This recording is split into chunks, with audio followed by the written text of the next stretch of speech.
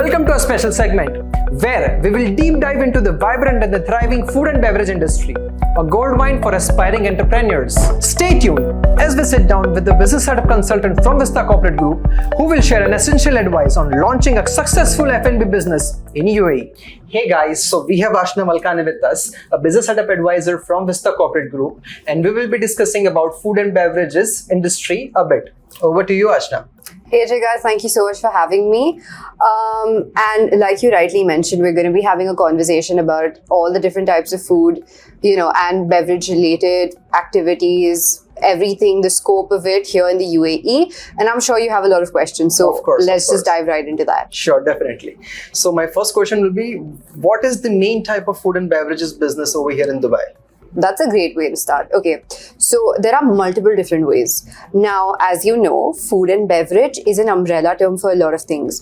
In that comes the raw material and then comes what is made out of it, right? Absolutely. So basically, there are different types of activities when it comes to trading. Okay, so like you said, there's food and beverage trading, there's food stuff trading, which is, your actual grains and pulses, rice, everything that's used. There's also frozen meat trading. There are many different types of trading activities, and that's the first and foremost, which can also then be combined in general trading. Okay, so that is the first aspect. The second is the people who actually serve it. Okay, that means restaurants, cafeterias, food trucks and cloud kitchens. And cloud kitchen, currently everyone's raving about it. So in fact, my favorite food joints here in the UAE are from they are just running like a small kitchen in a cloud kitchen and getting it delivered to my house. The convenience of that is insane. So we're going to be diving into that as well.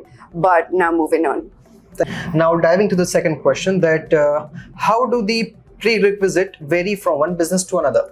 So the prerequisites are many. Now, for the general trading activity, it depends. If you're setting it up in a free zone or a mainland, there are no real prerequisites unless it's a regulated activity, which means if you require any additional approvals. However, the most common ones like general trading, food stuff and things like that, they don't exactly need any approvals, or even if they need, it's after the license issuance by DM, which is Dubai Municipality. Now, for the actual restaurant, cafe, all of these licenses, obviously you can't run a restaurant or a cafe without having a physical space, which means you either need a kitchen in a cloud kitchen or you need a space.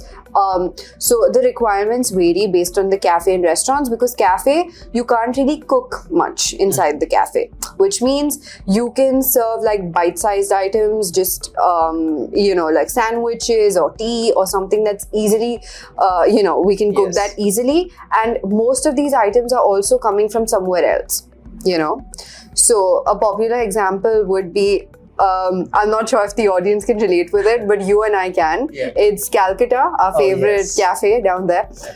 So what they do is they get their food from elsewhere, they just serve it here, but they make tea and everything inside, which is what is permissible as per DM. Now coming to restaurant, that is full-fledged. Okay, which means they can cook and serve at the same time. Then there are food trucks. For food truck, obviously, as the name suggests, you need the actual truck, and then in which it works as a cafe format.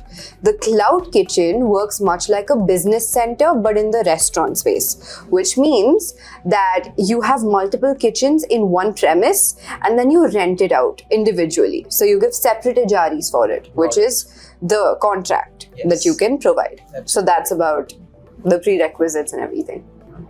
So diving into next question, my next question will be, do the license requirements vary depending on the location within UAE, such as Dubai, Ras Al-Khaimah and Sharjah?